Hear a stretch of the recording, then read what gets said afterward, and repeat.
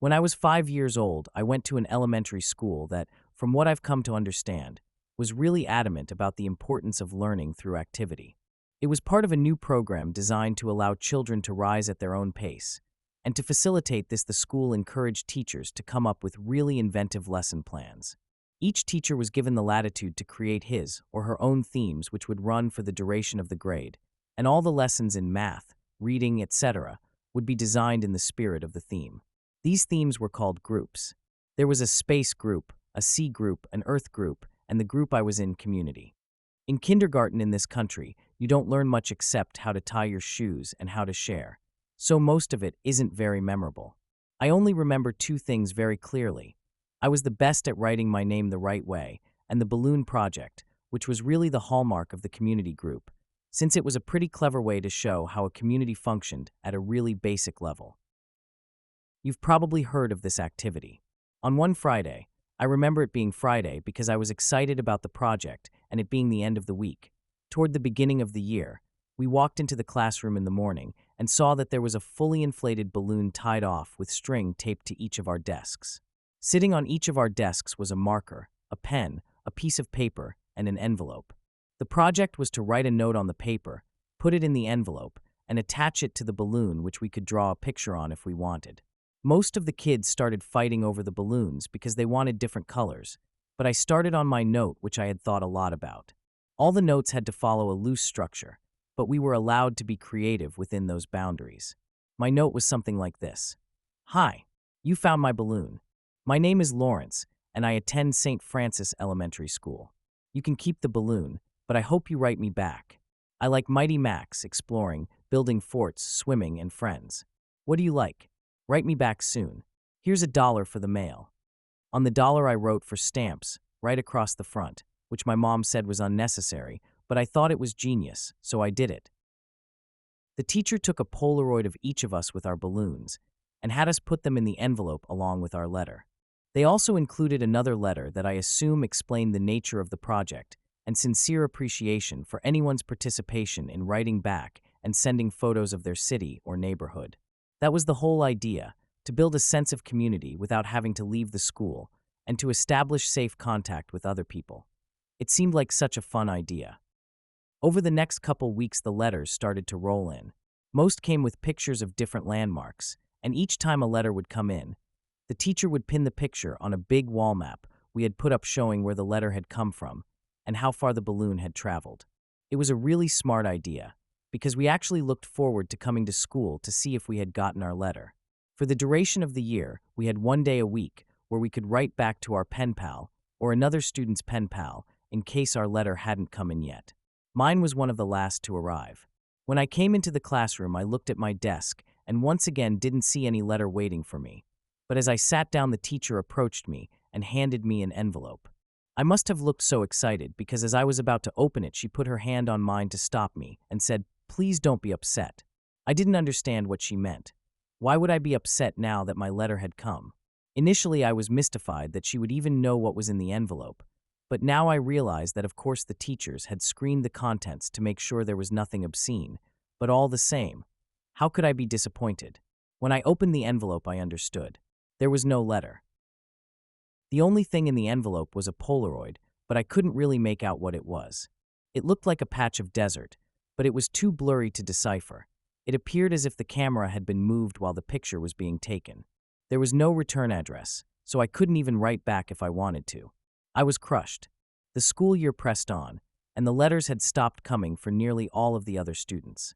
After all, you can only continue a written correspondence with a kindergartner for so long. Everyone, including myself, had lost interest in the letters almost completely.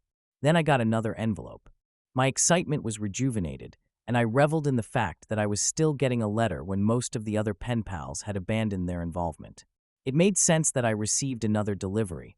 There had been nothing but a blurry picture in the first one, so this was probably to make up for that. But again, there was no letter at all. Just another picture. This one was more distinguishable, but I still didn't understand it.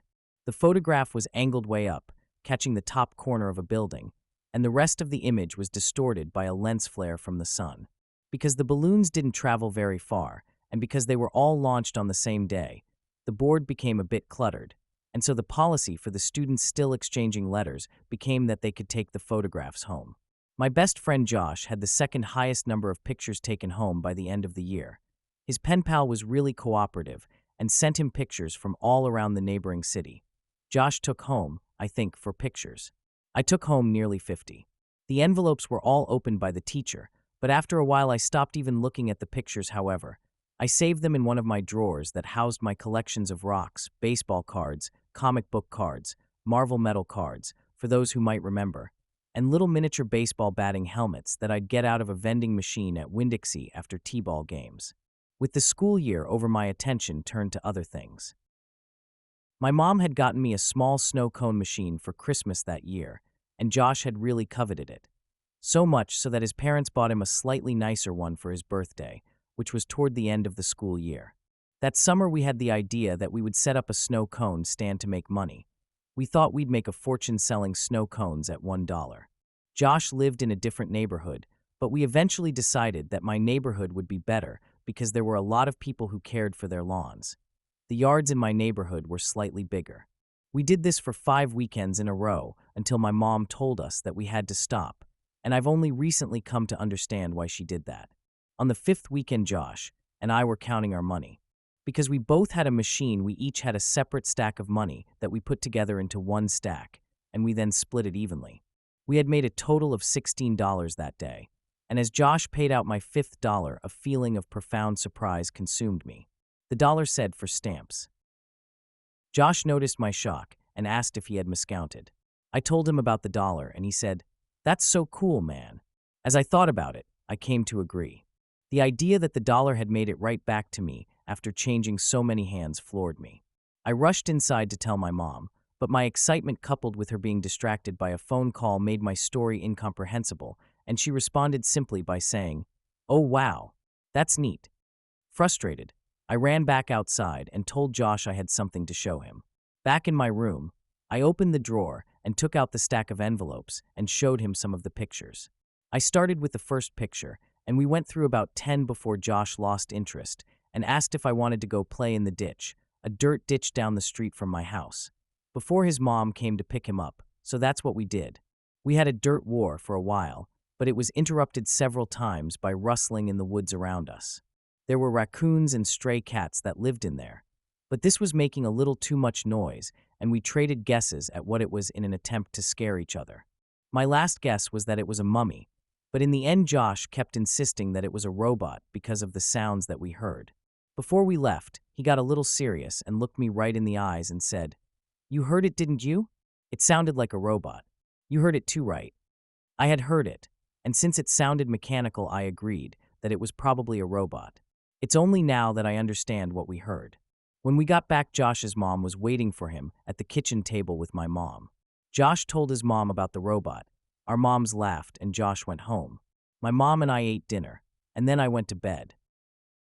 I didn't stay in bed for long before I crept out and decided that, due to the day's events, I would revisit the envelopes since now the whole affair seemed much more interesting. I took the first envelope and set it on the floor and set the blurry desert Polaroid on top.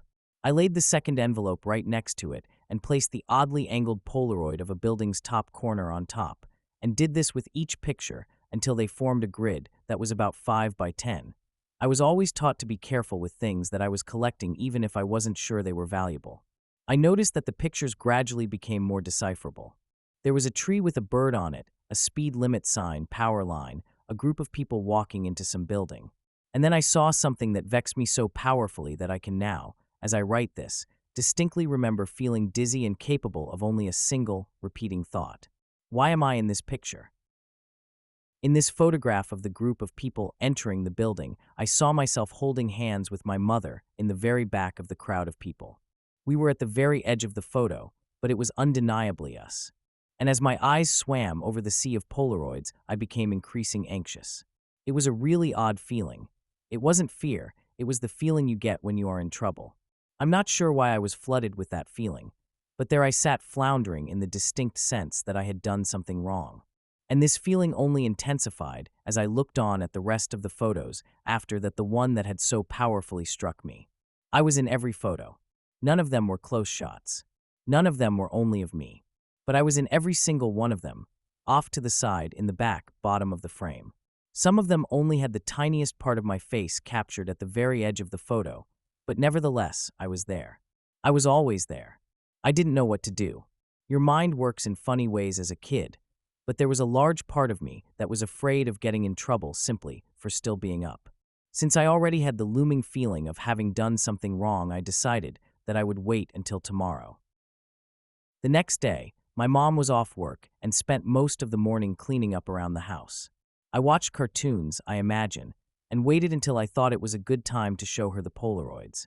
When she went out to get the mail, I grabbed a couple of the pictures and put them on the table in front of me as I sat waiting for her to come back in. When returned, she was already opening the mail and threw some junk mail into the trash can, and I said, "Mom, can you come here for a second? I have these pictures. Just give me a minute, honey. I need to mark these on the calendar." After a minute or two, she came and stood behind me and asked me what I needed. I could hear her shuffling with the mail behind me, but I just looked at the Polaroids and told her about them. As I explained more and pointed to the pictures, her frequent ahs and okays decreased, and she was suddenly completely quiet and only making a little noise with the mail. The next noise I heard from her sounded as if she was trying to catch her breath in a room that had no air left in it. At last, her struggling gasps were conquered. "Mom, I'm sorry. I didn't know about these. Don't be mad at me." With the phone pressed to her ear, she was walking/running back and forth and shouting into it. I nervously fiddled with the mail sitting next to my Polaroids. The top envelope had something sticking out of it that I thoughtlessly and anxiously pulled on until it came out. It was another Polaroid. Confused, I thought that somehow one of my Polaroids had slipped into the stack when she threw the mail down, but when I turned it over and looked at it, I realized that I had not seen this one before. To my dismay, it was me, but this one was a much closer shot. I was surrounded by trees and was smiling. But it wasn't just me, I noticed. Josh was there too. This was us from yesterday. I started yelling for my mom, who was still screaming into the phone. I repeatedly yelled for her until she finally responded with, "What?" And I could only think to ask, "Who are you calling?" "I'm talking with the police, honey." "But why?" "I'm sorry. I didn't mean to do anything." She answered me with a response that I never understood until I was forced to revisit these events from the earliest years of my life.